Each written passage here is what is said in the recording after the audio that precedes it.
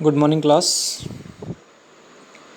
कल जो है हम लोगों ने एग्रीकल्चर सेक्टर रिफॉर्म्स के बारे में पढ़ा था कि 1950 से लेके 1991 के बीच एग्रीकल्चर सेक्टर के अंदर कौन कौन से रिफॉर्म्स हुए और उन रिफॉर्म्स के कारण क्या क्या चेंजेस आए। तो मैंने बताया था आप लोगों को there are mainly 3 types of reform.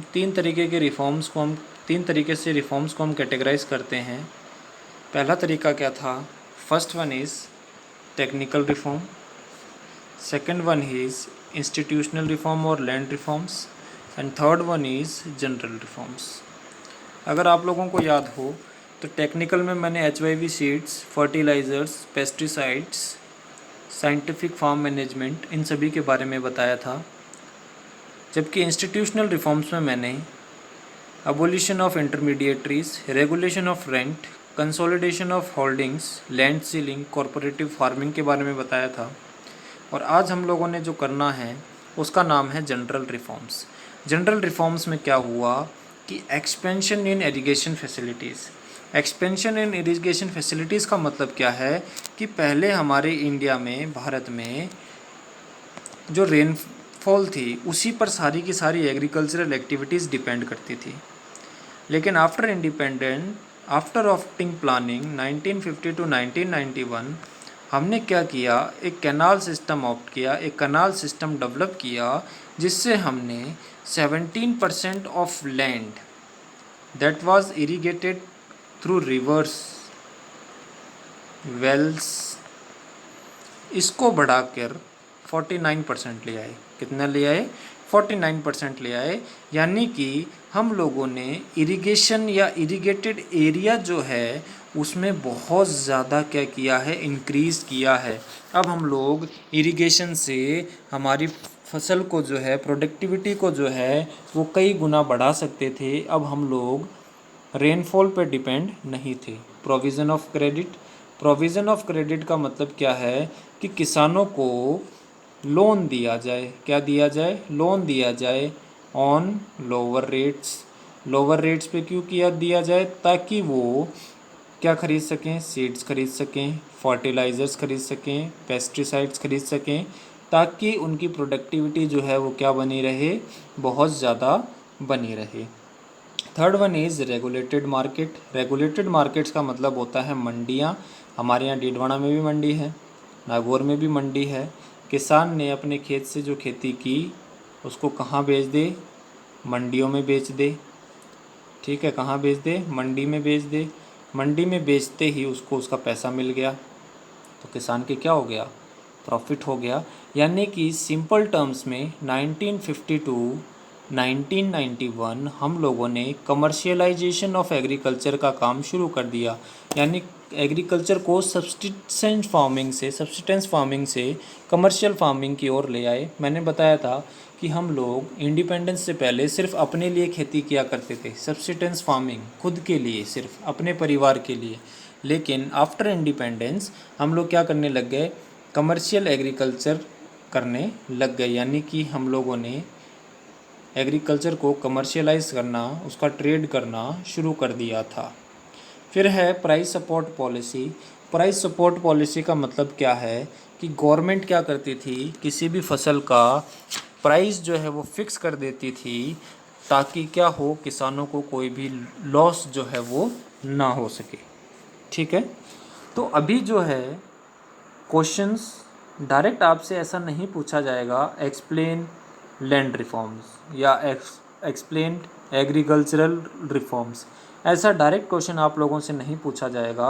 आप लोगों से ये पूछा जा सकता है explain the achievements of agrarian reforms, है ना। एग्रेरियन रिफॉर्म्स की अचीवमेंट्स बताइए। तो सिंपल हम लिख देंगे सभी चीज़ों में इंक्रीज़ हुआ। Rice in crop productivity, increase in acreage. ये अब एक्रेज क्या बोला है? मैंने बोला पहले 17% लैंड पे ही क्या थी? इरिगेशन फैसिलिटीज़ थी। उसको बढ़ाकर कितना कर दिया गया? 49% कर दिया गया। इसका मतलब क्या हुआ? अब ज़्यादा जगह पे पानी मौजूद है। ज़्यादा जगह पे पानी होगा तो खेती भी क्या होगी? ज़्यादा होगी। एग्रेज वो एरिया होता है जहाँ पे खेती की जाती है। तो खेती करने वाला जो इलाका है या खेती करने वाले जो खेत हैं उनकी संख्या लगातार बढ़ती चली गई ड्यू टू इरिगेशन फैसिलिटीज़। तो increase in acreage, average shown area, है ना, या एरिया अंडर कल्टीवेशन, जिस पर खेती की जा रही हो वो भी क्या हुआ, इंक्रीज़ हुआ। प्रोडक्शन भी क्या हुआ, इंक्रीज़ हुआ। Change in farmers outlook, outlook में चेंज हुआ। मैंने बोला आपको पीछे अभी थोड़ी देर पहले ही बताया कि कमर्शियलाइजेशन ऑफ एग्रीकल्चर की तरफ चले गए। अब जितना भी एग्रीकल्चरल गुड हम बनाते हैं या उगाते हैं उसको हम क्या कर रहे हैं, मार्केट में बेच रहे हैं। ठीक है। फिर सेल्फ सफिशिएंसी इन फूड ग्रेन, हम लोगों से इस तरह की खेती करने से क्या हो गया, सेल्फ सफिशिएंसी आ गई किसमें, फूड ग्रेन्स में। अब हमें अमेरिका जैसे देशों से फूड ग्रेन्स मंगाने की ज़रूरत नहीं पड़ी थी क्योंकि हमारा प्रोडक्शन जो है, क्रॉप प्रोडक्शन जो है वो इतना ज़्यादा इंक्रीज़ हो चुका था। तो these are mainly 4 achievements of agrarian reforms. और भी कई हो सकती हैं, कई किताबों में और दी हो सकती हैं, तो आप उनको पढ़ सकते हैं। मेनली यही है, rise in crop productivity, increase in acreage area, farmers outlook, food grains में भी के प्रोडक्शन में भी हम क्या हो गए, सेल्फ सफिशिएंट हो गए। ठीक है। लेकिन ये सब चीज़ें जो हैं हमारे ज़्यादा दिनों तक काम नहीं आ सकें। क्यों नहीं आ सकें? क्योंकि हम एक ऐसे नेशन थे जो डेवलपिंग था और जो डेवलपिंग है, अभी भी हम डेवलपिंग नेशन हैं। तो डेवलप्ड या डेवलपिंग नेशन होने के कारण हमारी जो टेक्नोलॉजी है, टेक्नोलॉजी इन प्रोडक्शन, वो बहुत लो ग्रेडेड है। क्या है? लो ग्रेडेड है। इस वजह से जो भी हमने लैंड रिफॉर्म्स किए उसका हम ज़्यादा फ़ायदा नहीं उठा पाए। क्यों नहीं उठा पाए? Due to this technological backwardness in India.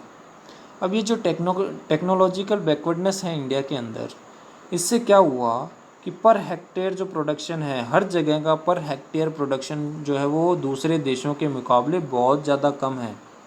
यानी जहाँ पे पर हेक्टेयर लोग 100 किलो उगा लेते हैं, वहीं हम लोग 50 किलो भी नहीं उगा पाते, यानी आधा भी हम लोग उसको मैच नहीं कर पा रहे हैं। तो देखो कितना कम हमारी प्रोडक्टिविटी है ना। तो कई बार क्वेश्चन ऐसे पूछ लिया जाता है कि एग्रेरियन रिफॉर्म्स क्या सक्सेस हुए अपने गोल में? तो नहीं, ऐसा नहीं है। हम नहीं कह सकते कि वो सक्सेस हुए कि फेल हुए, but it changes the various opportunities, yet it changes the social outlook of the farmers and help them to develop, और उनको डेवलप करने में मदद की through credit system, through irrigation facilities. हम इसमें कुछ भी आंसर बना के लिख सकते हैं। ठीक है। तो आप लोगों का लैंड रिफॉर्म्स का जो टॉपिक था, लैंड रिफॉर्म्स, वो ख़त्म हो चुका है और मेरी माने तो ये इम्पोर्टेंट टॉपिक है। ये आप लोगों को जो टेबल मैंने बनाई थी, technical, institutional and general reforms, वो आप लोगों को मुख्य ज़ुबानी याद होनी चाहिए। इससे कैसा भी क्वेश्चन बनाया जा सकता है, कैसे भी आपको इस क्वेश्चन में उलझाया जा सकता है। तो आपको इसका आंसर ज़रूर आना चाहिए। ठीक है। फिर हम लोग एक रिवॉल्यूशन की बात कर लेते हैं जिसका नाम है ग्रीन रेवोल्यूशन। क्या नाम है? Green revolution. भारत के अंदर ग्रीन रेवोल्यूशन के फादर कौन है? एम.एस. स्वामीनाथन। कौन है? M S. Swaminathan. M S. Swaminathan is the father of green revolution in India. अब इस ग्रीन रेवोल्यूशन में क्या हुआ? वही agrarian reforms, HYV seeds, chemical fertilisers, ठीक है, इन सभी का ही यूज़ हुआ था। पेस्टिसाइड, इंसेक्टिसाइड्स, ठीक है, इरिगेशन फैसिलिटीज़, इन्हीं सब का यूज़ हुआ था। But it can be divided into 2 parts. Green revolution को 2 पार्ट में डिवाइड किया जा सकता है, mid 1960 to 70 and mid 1970 to 1980। These are the two parts in which we can divide Green Revolution 1960 to 70, 1970 to 1980. ठीक है, ये पहले पार्ट में बिकॉज ये दो पार्ट में क्यों बनाया गया, because of the uneven distribution, है ना, और we can say because of the uneven profit distribution, है ना। प्रॉफिट डिस्ट्रीब्यूशन जो था वो अनइवन हुआ, यानी ग्रीन रेवोल्यूशन का फ़ायदा जो था, बेनिफिट जो था, प्रॉफिट जो था, वो सिर्फ उन्हीं एरियाज़ को पहले फेज़ में ज़्यादा हुआ जो रिवर्स के किनारे थे, है ना। जो रिवर साइड में जो लोग रहते थे, जिनकी खेत थे, उनको ज़्यादा बेनिफिट हुआ mid 1960 to mid 1970 first phase of green revolution में, क्योंकि वहाँ पानी था। Second phase of green revolution mid 1970 to mid 1980s, इसमें ऑल ओवर इंडिया को कवर कर लिया गया। अब इसमें कुछ भी बताने लायक नहीं है। ग्रीन रेवोल्यूशन, ग्रीन का मतलब आप क्रॉप प्रोडक्शन से लेते हैं, रेवोल्यूशन का मतलब काफ़ी जल्दी चेंज होना, यानी इसमें हमारी प्रोडक्टिविटी बहुत ज़्यादा बढ़ गई। We become self sufficient in food grains. वही पॉइंट बार बार रिपीट होंगे, इसमें कुछ नया ऐड नहीं होने वाला है। क्वेश्चन कैसा भी आ जाए हम सेम पॉइंट लिखेंगे, आंसर कभी गलत नहीं होगा। तो ग्रीन रेवोल्यूशन के बारे में हमें ये दो बातें ध्यान रखनी है। दो फेज़ में हुआ, mid 1960 to 1970, mid 1970 to mid 1980। पहले फेज़ में उन एरियाज़ को फ़ायदा हुआ जहाँ रिवर सिस्टम था। सेकेंड फेज़ में ऑल ओवर इंडिया। दो मेन फसल थी, wheat and rice. Green revolution की दो प्रमुख फसलें, main crops of green revolution, बहुत बार एक नंबर में पूछा जाने वाला सवाल है, तो उसका आंसर है वीट एंड राइस। सबसे ज़्यादा प्रोडक्शन किसका हुआ, वीट का हुआ। इस वजह से हमने अमेरिका से वीट मंगाना बंद कर दिया। वे बिकम सेल्फ सफिशिएंट, हमारे यहाँ पे सरप्लस प्रोडक्शन होने लग गया ड्यू टू ग्रीन रेवोल्यूशन। कभी कभी क्वेश्चन ऐसा पूछता है कि what are the negative impacts of green revolution, और we can say does India needs another green revolution. तो इसमें अपने अपने आंसर हो सकते हैं।